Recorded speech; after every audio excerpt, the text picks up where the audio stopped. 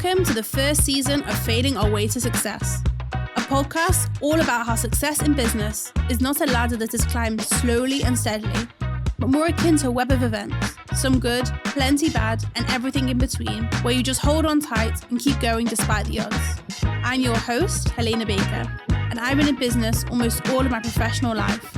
First as a fairly average copywriter, and now running English-speaking networking. To celebrate the 5th year of ESN, in this season I'm interviewing 5 business owners with more than 5 employees who've been in business for more than 5 years. With no BS, these episodes will explore how failure only defines you if you let it, and actually how it is an unavoidable part of any business story. Hello, welcome to Failing Our Way to Success. I'm your host, Helena Baker. With me today, my guest is Ahron Wohlgelernter. Welcome, Ahron. Thank you so much. This is awesome to be here. Thank you. I'm going to read about you now. First and foremost, a mensch. Before we move to the professional side, I want to say that Ahron is a truly wonderful person, incredible father with 5 kids, and someone I am proud to call a colleague. As a podcast editor, he has produced over 20 shows, helped over 15 shows grow from 0 to 2,000 listeners, and edited over 1,200 hours of studio time. I'm incredibly proud to say that Ahron is helping with the production of Failing Our Way to Success, and thus far the process has been seamless, which is thanks to you. And I also spoke to my friend Lauren Allen, who is a client of yours, and she said, Ahron has helped me grow my podcasts, increase my audience, and get new clients while taking all the hard work out of podcasting so I can focus my passion on helping women improve their health and fertility. Please let me introduce Ahron Wohlgelernter. That is quite the intro. I appreciate that. Yeah. I want you to feel warmed by the intro. That's the hope I'm definitely warmed. I hope everyone else is. Good. Ahron, welcome. Tell me a little bit about the start of the business, because you've been in business now for 3 years. I'm so sorry, I'm going to sneeze. No, we're good. It's not going to sneeze. Okay. Ahron, welcome. You've been in business now for how long? About 5 years. Oh, wow. A really long time. Yeah. Oh, wow. Okay. How has the journey been so far? So it's been interesting. It's been a journey. And that's sort of, it got me into the mindset of thinking about the things that work and don't work. You know, you usually just steam right forward when you're business. And it's interesting. I started with this obsession of podcast production and editing, and I started, finding gigs on Fiverr and on Upwork, charging a ridiculously low amount per episode. But it just really got me to understand the mindset of the podcasters, to understand what they need, what are they looking for in editing, and that was good. But I think that that's also just part of this whole journey, is being able to perfect the skill, perfect the technical skill before you actually create that and build that into a business. So that's been a big part of those 5 years, have been learning that skill and learning the needs of podcasters. And what's your personal favorite podcast? Also a good question that I produce. I love them all, and I put the energy into all of them. Again, they're so different. So I have one in finance, and I have one in Jewish personal finance, and one in women's health. Yeah. And each one is just, it's also, you know what? I do like that question. Which one's my favorite? Actually, really, the truth is, I meant like in general, not from what you've produced, but like just overall in life. Well, from what I produce. I'll answer the question that wasn't asked, and then I'll answer the question that was asked. The question that wasn't asked was, do I love, which podcast that I produce do I love? And I think that I love them all because they're all so different, and they're also meaningful to the people who are creating them, which is something cool about podcasts, that even if they're connected to your business, it's part of what's meaningful. Something that you can talk about for 45 minutes and have conversations with people is obviously going to be meaningful to you. I'm a sucker for meaningful conversations. And if you're having meaning from it, then that's meaningful to me. So from my own, that's powerful. They're all powerful in that sense. And in terms of listening, I have like different categories of listening. I have ones that will make me smarter, and podcasts will make me dumber. So the ones that will make me smarter is, I love listening to Sam Harris and Joe Rogan. You love Joe Rogan? It's a controversial thing to say. Yeah. is also, I learn a lot from How Not to Podcast from Joe Rogan. Really? Yeah. That's the truth? Yeah, a lot of like the production.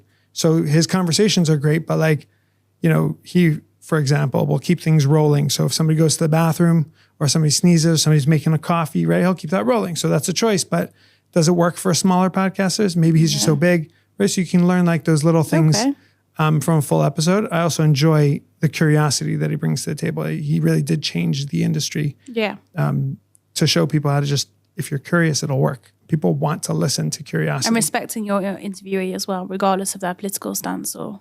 I had a YouTube video about it. So that's like always a favorite. I don't know if I make it through 3 hours of every podcast, but I do like that. And so those are the ones that like will make me smarter, or I can learn about podcasting. And then I love sports, so I could get caught in really, really niche sports podcasts, which don't make me smarter and waste my time. But I appreciate them as well. I like that. I like that, be able to, sort of relax and do menial tasks in the house while listening to podcasts that don't make me smarter. I don't always have to be smart. Amen. I watch a lot of reality TV. And best kid-friendly podcast. So we've been listening to this one with my kids called Who's Smarted? And they like explore different topics and they have funny sounds. It's like almost like a TV show, like an audio experience. Through podcasts with no visual. There's no video to it. It's just audio, but it's really fun and enjoyable. The kids love it. It does get annoying. It's kid friendly, not parent friendly, but. And what's the biggest mistake that you see with podcasts? I think it's connected to what I was saying before when they sit and they say, okay, we want to be Joe Rogan. We want to hit high. We want to hit the top. And like, it's not appreciating the process that it takes. Today, I was just speaking to a client who appreciates the process because I've taught them and we've gone through this. And like, no, I'd rather grow organically than pay for the listeners, because that's going to do better, because then I can create a relationship with them, as opposed to just one day wake up with hundreds of thousands of listeners and not know what to do with them. This way you grow with them and you're able to build. And I think that people skip that step. What if someone wanted to create a podcast? What's the first thing that you would tell them to do? Think about your listeners. What do they want to hear from you? Which a lot of people start with a name. So they come to me and they say, I have a name for the podcast. I don't know what I'm going to talk about. Right. That's the worst place to start from a starting point. The name will come. It's influenced by SEO. It's influenced by, keywords. But the name is not as important as people make it out to be. The name and the logo, it's more what you're going to talk about. Can you get to 50 episodes talking about this subject? Or are you going to, bottom out after 5? It's interesting that you say this, because I wanted to do a podcast for a long time. And my husband and I did have a somewhat failed podcast called Kach Zechayim about life in Israel. He's Israeli. And it really failed because it didn't really have a clear kivun. It didn't really know what it was. What were you doing? And then that could take hours of preparation. Wow. Yeah, especially when you don't know what you're doing. And we want to actually bring it back. We talked a lot in America about, we were just in the States, and we really want to bring it back because we loved doing it. It was like a really fun project together. But again, it's a lot of time, and now we have a baby. And really there's no clear, and with this podcast, and I knew I wanted to make a professional podcast for a long time.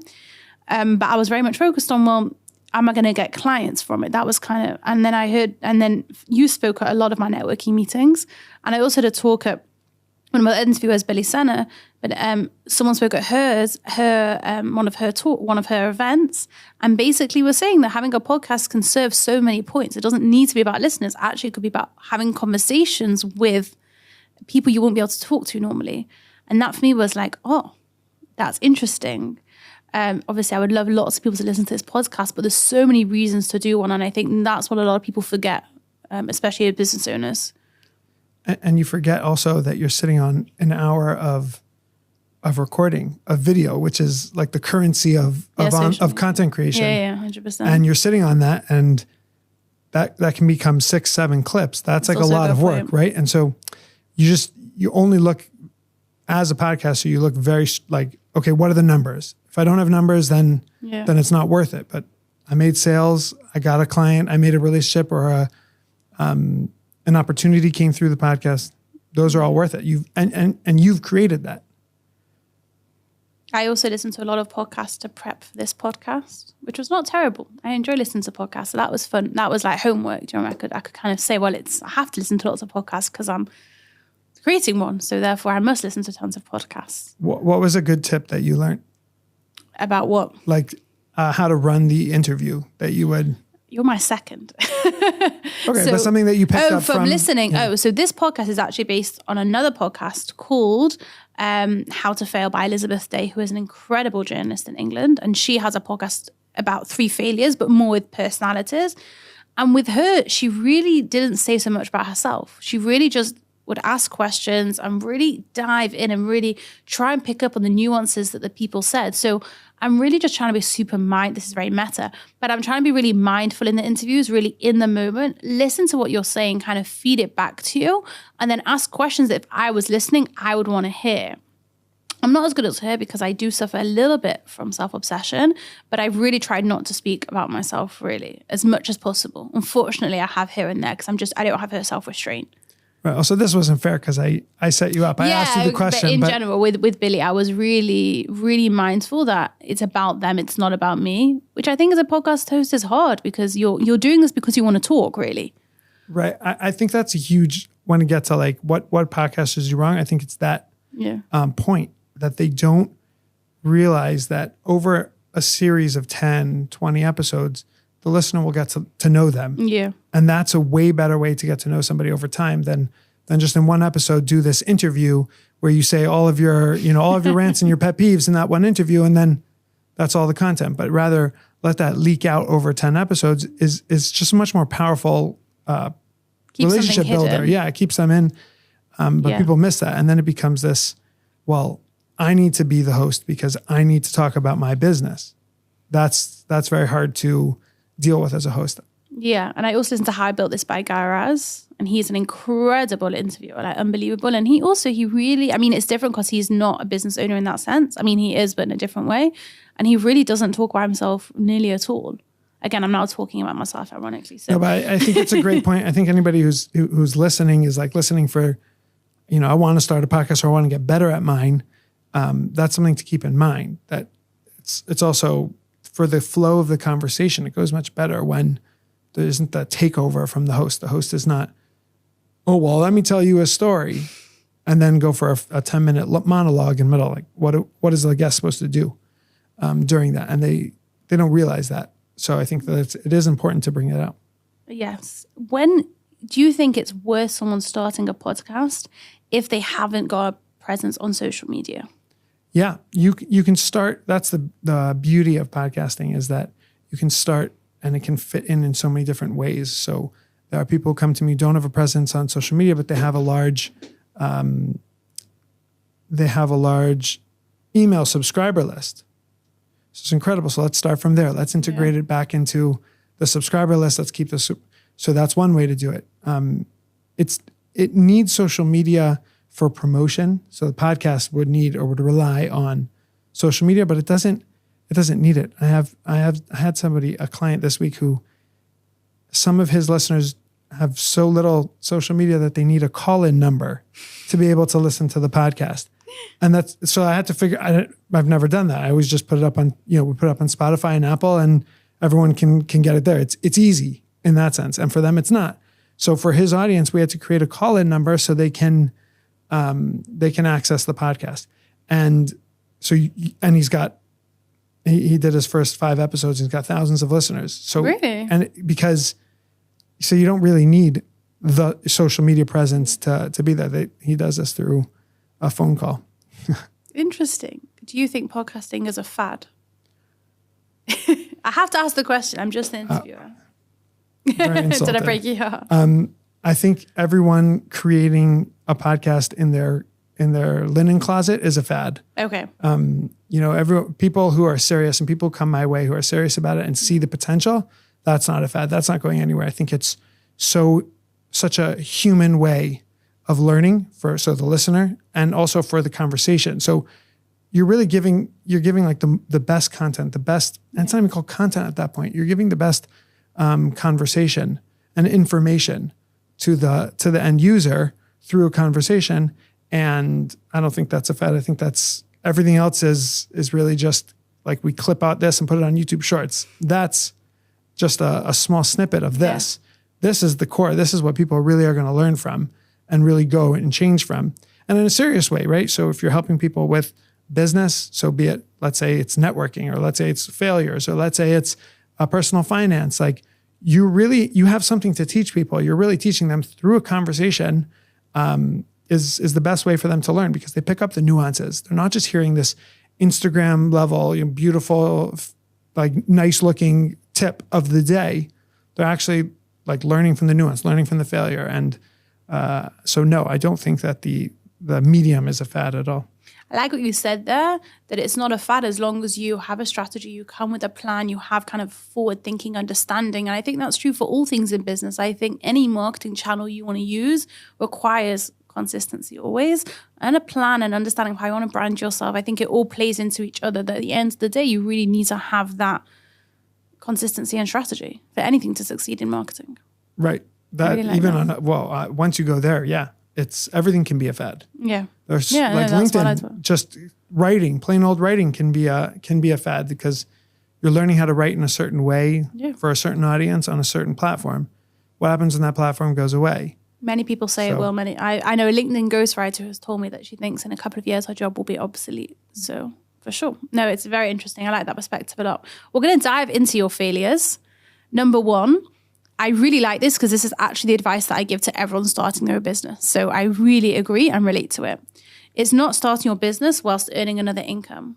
Could you speak to that a little bit? Yeah, I think it's the myth of entrepreneurship a little bit. Like on the one hand, we say jump right in, but then you have to take it slow and you have to be okay with failure.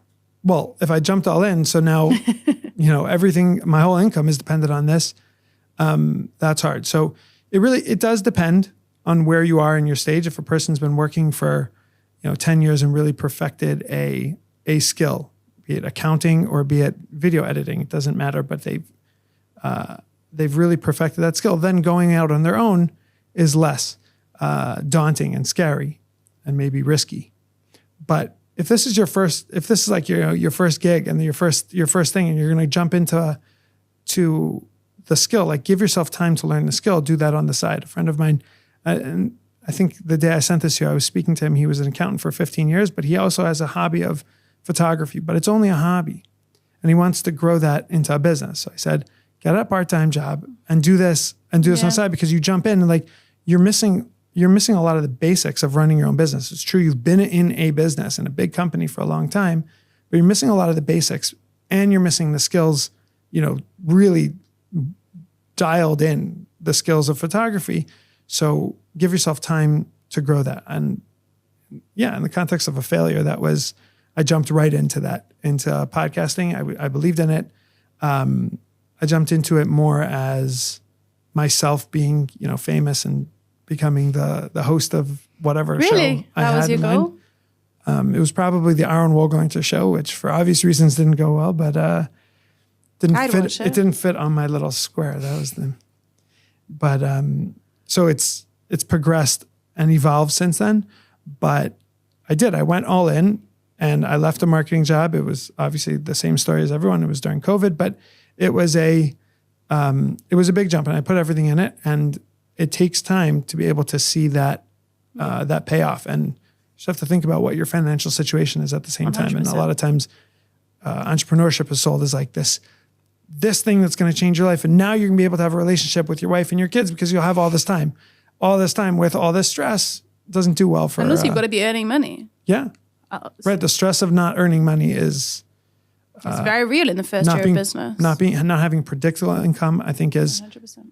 Like, it's spoken about, but at the early stages of entrepreneurship, it's not. And it's like, they just talk about the benefits, the freedom, the being able to be anywhere in the world. Like, it is stressful not to be in control of your own, flow of cash flow. In your first year of business, it's very unlikely that you'll make profit, and people just aren't willing to accept. They think they'll be the exceptions to the rule. No, you're the rule. You're very normal. You're not that special. I'll be honest, like ESN is now in its 5th year. were doing very nicely, but it took me about 4 years to be earning more than I would in a job. And it took, it takes time. And I think people aren't willing to wait or respect that. Right. So doing that was like, that's my thought, is to do it while having a job. There are other ways to do this. You can take out, loans for 2 years. There are other ways to do it. Yeah, no, I agree with you about it. But I think that, and I am passionate about it enough to help earlier entrepreneurs realize that, like, it stinks until it doesn't, but it really does. No, I also like a little bit Kim Kardashian about this, but like, I think people also, you just have to work really, really hard on your business owner. And I think people don't understand that actually having a job will, if you really want this, then you can do it whilst having a job. You can work in the evenings, you can work at weekends. Like, I think people are a little bit reluctant to accept that actually for the first few years, it can just be a drag and you can just have to work very hard at both things so that you're making enough money. And I think people aren't really willing to do that often. That's my experience. I don't know about yourself. Yeah. And I think it's a shame. And yeah. How long did it take you? I'm not asking you to expose your finances, but how long did it take for you to feel comfortable in your business, let's say? And it took me about 3 years. Yeah, that's but what again, they say. like, I was completely reliant on it for those 3 years, and it wasn't doing what it needed to do. It's hard. So there were other failures involved, which we'll discuss. But that was one of them. Like, I could have taken a job that, makes X or half of what I need, and then this could do half. Okay. Also, working under stress is not helpful. Yeah. So like, if you have to hit this high number, you're always behind, and you always feel like a failure, even when you're not really a failure. You're doing well. You're on track. Yeah. It takes it's patience. It's patience, and it's not helpful. We were discussing this before, but for creativity, it's not helpful to be under stress. And if you're going to some sort of creative business, then to be always under financial stress is not helpful. And it's not going to. Did it also see you take on kind of the wrong clients at the beginning just because you were nervous about making income? Yeah. Would you like to speak to that at all? Yeah. I think there was another failure that was like, I'm not sure if I put it in there, but the first time I said no to a client, like, I was able to like realize what is a good client for me, and that this was incredible. It was an incredible experience. It literally boosted my business out of it was a small client. It wasn't a big deal. And I didn't get like another huge high ticket off just because I said no. Like, no, it was just saying no puts you into a space where, like, I don't need you. I'm serving you. I'm giving you something. Okay. Now we're in business. So yeah, in the beginning, I took lots of I was editing a podcast in French. I don't speak French. And they were giving me like timestamps to just make this cut. It was very tedious, very strange, but like, you take what you have to in the beginning. I really like what you said. I've lost my train of thought. You were saying French, but before French, you said no. I really liked what you said there, was about how you said no, and it didn't lead to anything magical. It was just the right thing. And I think often in business, and especially on social media, we're presented with this image that like you'll make a change and something magical will happen. I also thought this around having a baby, that someone said that a baby brings luck. I don't know. And I thought, I genuinely believed that I would have the baby and my business would explode. I know that's crazy. And you think I'm crazy, but that's truly what I believed. I'll be honest, that didn't happen. It just didn't. So I think it's really important as business owners that I think, and it's interesting to hear what you think about this, there's no like high highs and also there's no low lows. It's just about sticking it out and having the patience and the belief that eventually it will succeed. Is that kind of true to your story? Yeah, I think if I add anything to that, it'll take away. I think that's 100% true. If that's all I have to say there, it's Does success look different to you now than it did when you first started? That's a great question. I don't think I had an image of success in the beginning. I think it was more money than I could ever think of was the image of success. And That's then fair. Once I got into it and you start crunching the numbers, you realize what success actually is. And I think being able to see from year 1 to year 5 just what the annual income is and look at that and say, okay, it might not be where I want it, but it's way better than it was. Yeah. And that's success. It's not more money than I ever wanted, but it's more than I was making my first year. And being able to appreciate that. I think you do need to have the small wins. Yeah. It will also never be enough. I don't think anything we ever earn will ever be enough. Because as you grow, then your your wants change and your hopes and dreams and your become families more, change. 100%. Yeah. So I also feel that way. I think it will really. I think for me a big step was when I understood that I was earning more than I was would in a job, and I knew pretty much what I'd earn. That was like a big step for me. That okay, at least.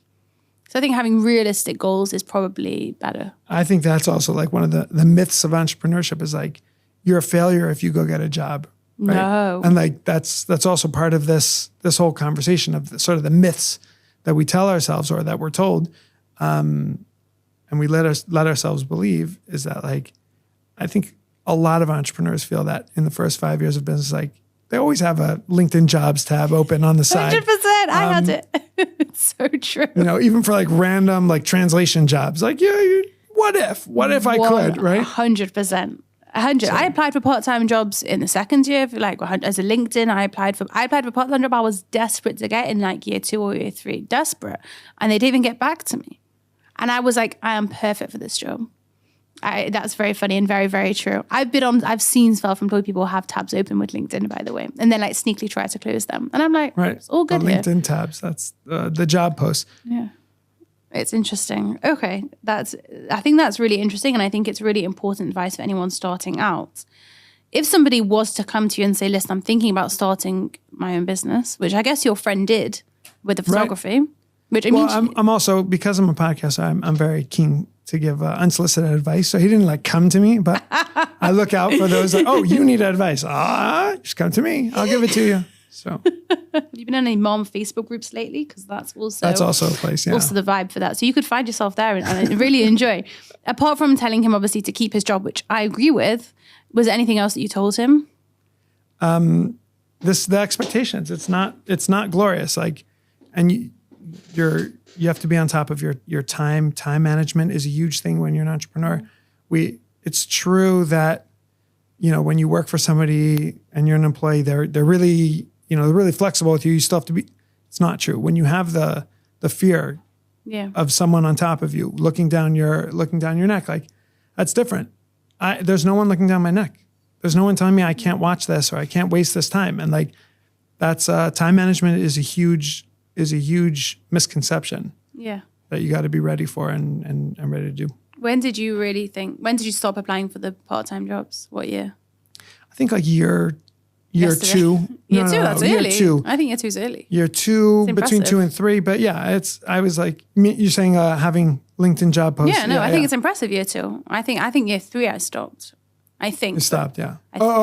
Yeah. Stopped applying to them, I think year 3. Or having them open at least year 3. I didn't apply to so many, that's the truth. I think when I stopped applying was when there was a podcast producer job. So it was like exactly what I wanted. Oh, wow. And it was less than I was making. Oh, really? And then I realized, okay, I'm going down the wrong, up the wrong tree here because I'm doing better than that now. Okay, it was a small job, it was a low thing, but like even that, it was less. So then I realized like that's nice to have though. Yeah. So that pushed me in that direction as well. My husband stopped sending me links to jobs he thought I'd like yesterday. I think he would love for me to have a job actually. Now, failure number 2, I personally loved. So I want to thank you for writing it in. I'm not sure if it was for my edification or just in general, but we'll talk about it. It's underestimating the importance of networking. And actually, I remember exactly the day that we met and I convinced you to come to ESN. It was an event run by Zoe Berman and her agency. And the speaker was, you remember his name because it's just flown out of my head, Brian Wallace. The speaker was Brian Wallace. And the food was excellent. And I was mostly next to the food because I think I was pregnant. It was just wonderful food. And we were talking and I said to you, which I'll say to many people actually, well, why haven't you come to ESN? And you said, I'll come. And that was it. So talk to me from your kind of viewpoint, how that happened. I think that I thought I could do, I'm a personable guy. I know people and I've seen opportunities come through knowing people, but I just never connected that to business. It's like business works by having the best skills, by doing what you do the best. And it's not really about like who you know. It's just, maybe from the nonprofit world I was coming from was like very much who you know. You can only get a job if you're here for a certain amount of time. If you know this person, if you know that person, they push for you. And so maybe I was like reaction to that a little bit. I was like, I'm going to build this on my own without a who you know kind of strategy. And I was pushing that for, I think it was a good 2 years. First of all, sitting in my room, doing work by myself, but also finding clients through like my own merit, but not through any kind of network, which worked, but like it wasn't working the way it works in my regular life, like out of business. Like I know people and people bring people and opportunities come where we live, where we send our kids to school, who we married. It's all built on network. Yeah. It's all network. And I didn't appreciate that was like a strategy, a real strategy for building the business. And I think it was like on your radar for a little bit. Like I had come to one meeting at one point, maybe a year before that. And like, something, but like, I couldn't understand how it fits like strategically into the growth of my business. And then when I saw you, I was like, you're right. You're 100% right. It was so genuine also, but I don't have to make you feel good here. You're supposed to make me feel good. But it was just so genuine of like, I want you to grow your business. This is how you do it. Yeah. And I was like, you're right. And I'm going to come. And since then, so English speaking networking has been like I would say the mama of my networking. It's just a great place, like-minded people. Little shameless plug for ESN here. I appreciate it. Also very meta that we're on your podcast. So, but I've also I've tried other things. Like I've gone to other online groups to learn the difference between online, in person. I've gone to many networking events locally here, and that was a big game changer. And it was a failure to appreciate that, to notice that, and to put that as part of your strategy. Resources, so to pay for it and to actually show up, to do a good job at the networking. So like to know what your goal is and to meet the right people.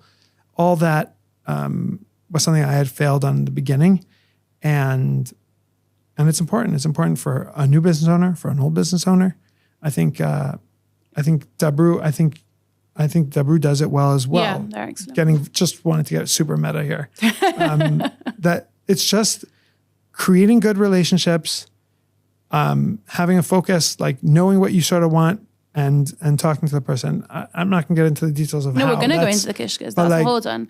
I'm going to take you back, but then we are going to go a bit into the kishkas because I think it's important. I firstly want to make you feel good. I think that you are a very, very good networker. And I think that's mostly genuinely because you're just a very nice person who does want to help people. I think probably that's also a challenge for you being too nice, but we're going to come to that momentarily. I firstly want to discuss that you didn't do networking. This is not because I run networking groups, but I do see it a lot. And do you feel that the reason you didn't want to come was kind of a little bit of ego of saying, actually, I can do this without anyone. I'm okay. I know what I'm doing and so.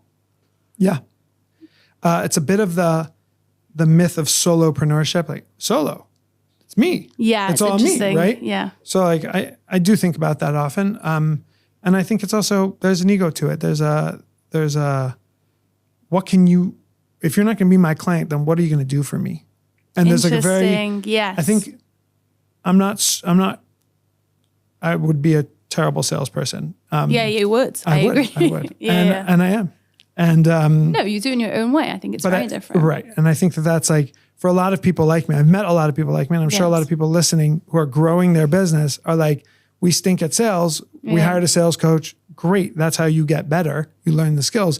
But there's, I think we go the opposite. We're like, we go too intense with the sales. If you're not a natural salesperson, so you like learn these rules of sales and then you like hit them hard, right? Really? And you use these like templates and you're intense about it.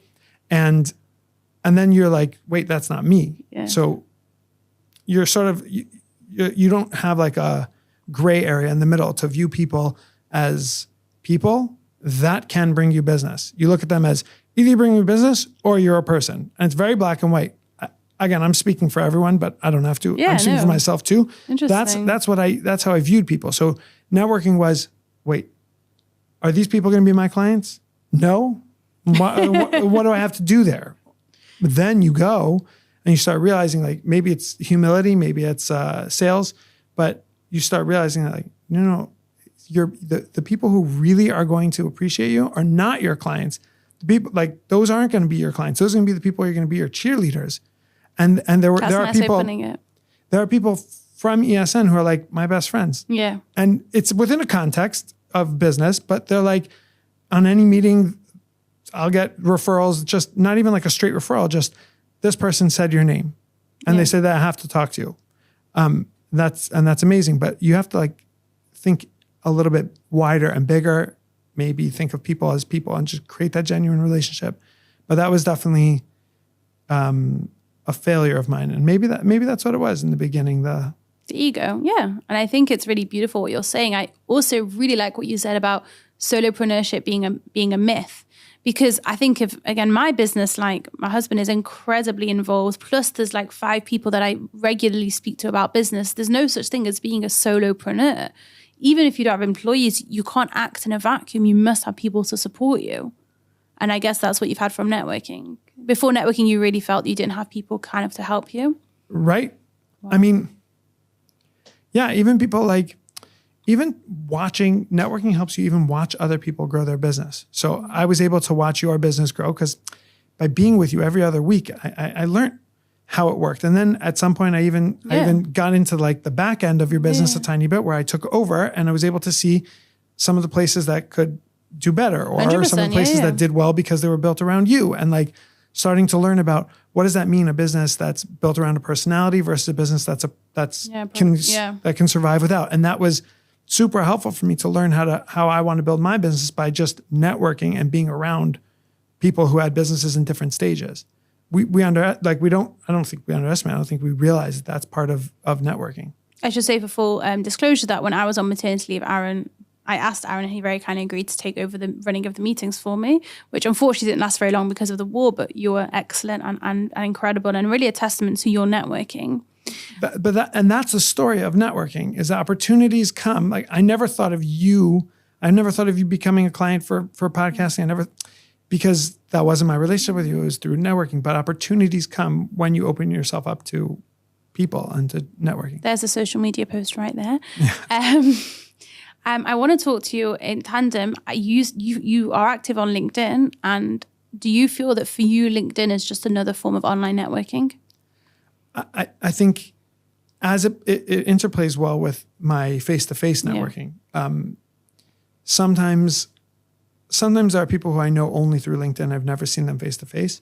I have clients like that as well that I've never seen. So it's not always together with, but the people who I meet at meetings, even if it's just for a minute or two, and then I can pull them over to LinkedIn and they'll see my posts. And so it helps to have the two go together. Yeah. And I always use this kind of thought of like, what would you say? The way you post on social media is what would you say in a room full of people? And it really helps when you when you spend time in a room full of people. Like, how do you promote your business at a ESN meeting? Well, so then it's not any different online just because behind a keyboard, right? And so to use that like logic. So that's how it plays together for me. And sometimes when you're very self-promotional, you're like, I would never say this in a room, so why can I write this? Let's take it down. Let's tone it down. So it's very helpful. But LinkedIn, I didn't think of LinkedIn. I don't know why I didn't put that as part of that failure. Maybe it wasn't a failure. It is a success. The fact that I write on LinkedIn and I was able to grow, that's been part of the business. I feel networking and LinkedIn or Facebook, they all go in tandem. Like, I don't feel one can really even exist without the other, to be honest. And in this day and age, I think and I think, I'm not going to talk about myself, but I really do believe that. I have one last question before we move to our third failure, which is, what's like the worst, obviously it doesn't have to be ESN, at any networking event, what's kind of the worst behavior that you've seen? I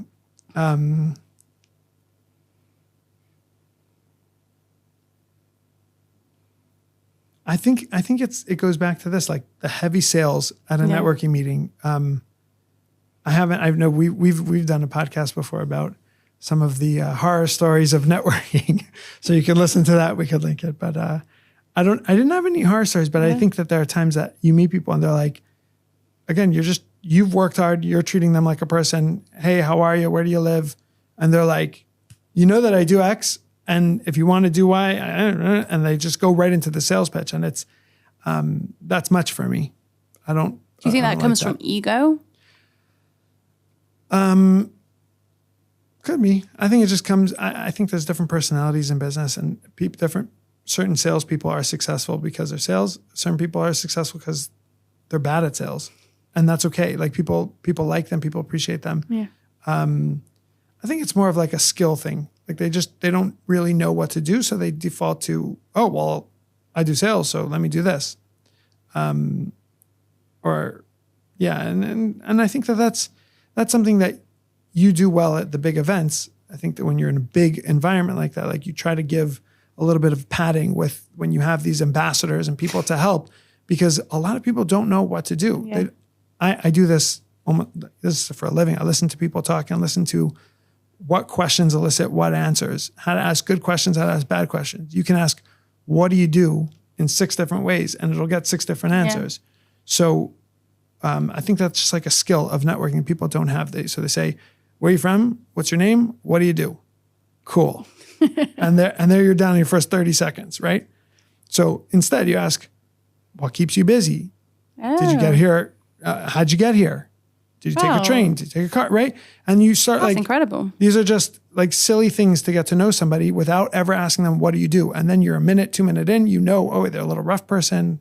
They're a nice person. They're very kind. Their mind is not here right now. So you get to know them before you ever ask them, what do you do? But I think it's more of a skill thing than. Would you consider yourself an extrovert or an introvert? Oh, extrovert. Yeah. Okay. Yeah. That's what I thought. I just wanted to. Yeah. Okay. I just wanted to check. I also would consider myself in it, which is why to me it's so interesting that for you networking was like not there at the start, because it really goes with your personality. But it was like, and my life was built that way. Yeah. So I think there was something in business that was stopping, like with regards to my business. But I think the skills are not hard for me, especially because I listen to podcasts all day. This is what I'm doing. I'm advising people how to do that. And my life is built that way through my network, through knowing people, through being open to opportunities and experiences. Is your wife introverted? Yes. Okay. I'm asking leading questions here. It's interesting. Okay. That's a one-word answer that says worlds. I've never met your wife, actually. It's very upsetting. I must bring her to an event. I guess you've got 5 kids at home. Yeah, if you come out to the village. Okay, we both know that that's not going to happen. Maybe you'll come to give us more. I'd really like to meet her. You've met my husband. Yeah. Yeah, but he's very involved. Okay, so the third and final failure, which is very broad, so we're going to narrow it down a little bit, is reluctance to experiment and embrace failure. Would you like to speak a little bit to that? Yeah, I do. With examples, I would like as well. Yeah, I do want to talk about that. I think that shocking. You've got to try new things. And we're so stuck in this is how it works that we're so stuck in this is how it works and this is how it's going to work and it's always going to work this way. And it's not true. It's not good. It's not true. Even with just LinkedIn, I was posting for a full year on LinkedIn and it was working. I was growing. I was doing all the things, the metrics that everyone says you should look out for, but I was missing something. And so that was the first time I had to wait a second, it's good, but it could be better. So I sat with a LinkedIn writing coach. Really? It was somebody who thinks bigger than just LinkedIn, but it ended up, the expression of it came through LinkedIn. And that was whoa, I got to try new things. I got to not be so afraid of trying things. And I tell people that all the time with podcasting, because podcasting is versatile and you can change, you can virtually change everything about a podcast. Even when you're 50 episodes in, you can change the whole direction of the podcast and people will be there for it if they're interested in you. So I tell people that all the time, but when it comes to my business, no, this is how it works. Yeah. I have to do this. I can't do that. And be able to try new things, get your hands dirty. That's also connected to this is just career development. Are you learning something constantly? Are you constantly picking up a new skill? But for me, it came from a fear of failure, not trying new things. Which is funny that you started a business with a fear of failure. Because starting a business in of itself, like, could just fail, or did that thought not occur to you? Right. Because sometimes this wasn't going to fail. Yeah, no. In my mind, this wasn't going to fail. So, but then like the failure, we could turn this into a therapy session. I'm not sure, but like for me, failure was not. It's not so big. It's not like I'm not going to fail huge, but it's in the details where there's failure, and that's scary for me. You never thought the business would fail. Is that true to say? Right. Do you think that as a business owner, you have to kind of start with the energy of the business? This is never going to fail. Yeah, you got to be a little nuts. Yeah, I know. Yeah. I you have to. agree with that. Yeah. Otherwise, you'll never start. So, but it's like balancing it. Once you start and once you're committed to it, now like, okay, now try, now fail. Now don't hold on to it so much. Maybe that's what it is. Maybe because I thought it would never fail. So now I'm afraid when I start seeing it has holes and cracks, like, oh wait, I gotta put this thing back together, and I can't let it fail because it wasn't supposed to fail. Maybe that's where the fear comes from, and that's nerve-wracking, scary. Do you have like a concrete example of where you really were nervous to fail and you think, actually, I should have just gone for it? I think in the little things, like a failure to present yourself in a certain way, right? So in the beginning, it was, I'm an editor. And I couldn't bring myself to present as I run a podcast production business. Oh, interesting. Whereas I help people through the entire process, and I was doing that. But I was still like, I still had a freelance mindset. Like, you have a problem, I can fix that problem. But that's it.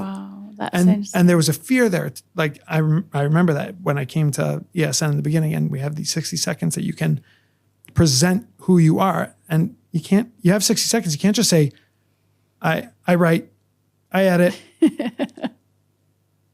I draw like that. I talk to people. That doesn't work. You got to present it in a way.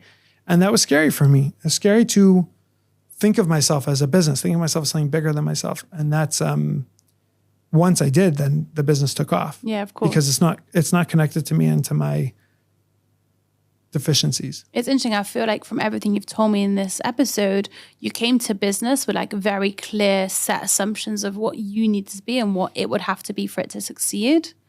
And then those kind of broke down over the years until you kind of reemerge as a phoenix, as like the badass that you are. Did that pass over into your personal life as well? Do you think it also affected kind of as a father, as a husband? No. Okay. But intentionally. What do you mean? You didn't let it. I didn't let it, right. Because I like to separate that. I like to keep, it's all who I am, and I'm proud of everything who I am, but I try to, I think I try to work on the two separately. You see them as separate entities, like two separate Ahrons, and you right. And I want that to be that way, because when I have a hard time with my kids, I don't want that to affect my, I had a hard day, a hard night. So, but I'm still here. Yeah. I'm still here for business. And when something failed in business at 4:00 or 5:00, when I'm finished and I close the door, like that's it. I can't let that. That's really inspiring. Talk to my kids that way. I can't let that affect my relationship. So in a sense, I do try to keep it. I think that's separate. Incredible. I think it's very, especially when you talk about like successes and failures, for the good and for the bad. I'm not nice to my wife because I got a high ticket offer, signed a client today. Does it make me happy? Yes, it makes me very happy. Of course. But like, you got to stop it and like, no, there's this, there's that. And also not getting carried away with those wins and failures, because they're all a natural part of the business cycle and will come and go. So they can't affect you too much anyway, I think. Right. That's really, really interesting. It's this learning of what entrepreneurship means. What does business ownership mean? And as it grows, meaning it's going to grow to business ownership, to having more and more employees, and to be able to grow it. And I think being aware of that from the beginning was helpful for me and is helpful. These like sort of myths, these entrepreneurial, solopreneurial. Were you listening to a lot of podcasts about entrepreneurship before you started? That's where those myths came from? Not before I start, as I start. I'm interested where these myths came from. Like, I think a lot of them are picked up from social media, like just even being on LinkedIn, which is like the most innocent of social medias. It's still a place where you get people's. It's a lot of rubbish there. Yeah, a lot. And I think I picked up a lot there, and yeah, a lot from podcasts. And were your parents business owners, or they had jobs? No, my dad was a rabbi, so I do know. And my mother was a teacher. Oh, so very so different. We didn't have any. There was no and my wife's side as well.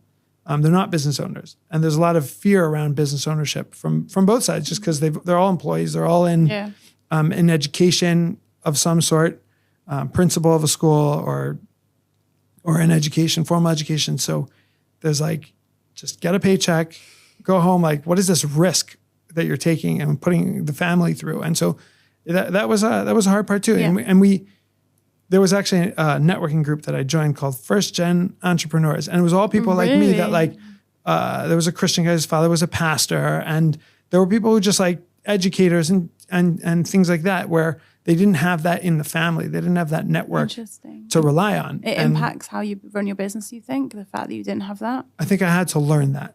Okay. And that's where this myth came from, as like a replacement for kind of where your parents would normally sit, I guess. Right. If you have like, if your parents were business owners, so a lot of the stuff is doesn't have to be spoken out. Like, you understand what the risk is and you understand those things, and you can call them and say, hey, I'm having a hard time with this now. Well, let me tell you a story that's there. My parents didn't have that. Like, they didn't, and not from my wife's side, not from my side. So they didn't have that. Like, even in my family, one of my brothers owns a restaurant in Houston. Oh wow! Also a business owner. And he's a business owner. So, but the rest of them are, employees, or they work for institutions or educators, and so there isn't that same entrepreneurial kind of learning. Has it brought you and your brother closer that you're both in your own businesses? Yeah, and you learn how different businesses are. Front-facing businesses as a restaurant, and very different. So I can imagine. I also think it's just even not having that support system, because I think if parents have their own business, they know that no failure is the end of the business. Whereas someone who never on their business wouldn't know that. So you can't just call your parents and say, had a terrible day today, this happened, and they can't turn to you and say it's all going to be okay, because they don't know that. Whereas someone with their own business will say, listen, it happens. Move it, cry for a day and get on with it.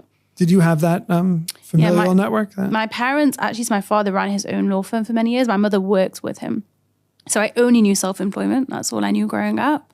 And yes, I'm very lucky that when I first started my copywriting business, they financially supported me, which is very nice of them. And I've also been able to go to them and they've said, listen, it happened to us and worse, and it's all going to be okay. Right. Sometimes even more than the financials, obviously important. It keeps things afloat, but like 100%. Just that emotional, like, it's okay. Yeah. And failure doesn't mean you're a failure. And eventually I didn't need them to say it. I knew it, but it takes a while to build that, to get there. And I remember also in the beginning of business, I'm crying a lot because of various things. And eventually you kind of just build resilience of being like, nothing's actually the end until you call it. It's not the end. You make that decision and you alone. Nothing external can do that to you. So I think that's really the energy. This has been wonderful. I really, really enjoyed it. And I thought I learned a lot about you. As a podcast producer, was this the best podcast you've ever seen? The best. I think that a blessing for the future is just being humble enough to learn from people, which is I felt great in this seat. Yeah. Like, I felt like I shared things I haven't shared anywhere else, and that's great. That's awesome as a podcast. So you should have a lot more failures, and I'm sure they're coming. I had a success recently, so I'm waiting for the shoe to drop. But it was a complicated success, actually, so it's okay. But this has been wonderful. Thank you so much. And again, say that Ahron has been editing all of our podcasts, and so grateful to him for being involved. He also helped with me flesh out the name that I did come to with just the name, but I did have an idea and a concept. It wasn't, hopefully. But you've been super helpful and just amazing to work with. And you really are just a wonderful human being. Thank you so much for coming along today. And where can people find you? LinkedIn. And LinkedIn is the place. That's I post about how to start podcasts on your own, how to get better at the skill of conversations. I go deep into the weeds of how to run a podcast and how to structure it. I think that there's a lot of creativity there. So you can follow me there for all things, in a very nerdy way, all things podcasts. Amazing. And please like, follow, and subscribe. Failing Our Way to Success. Thank you so much, everyone.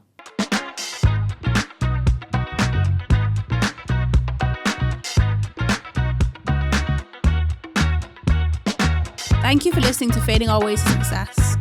If you would like more content from me, feel free to connect with me on LinkedIn or follow me on Instagram and network with Helena for more networking tips, life musings, and honest perspectives on being a business owner. A reminder that failure is part of every single business journey, so don't feel discouraged.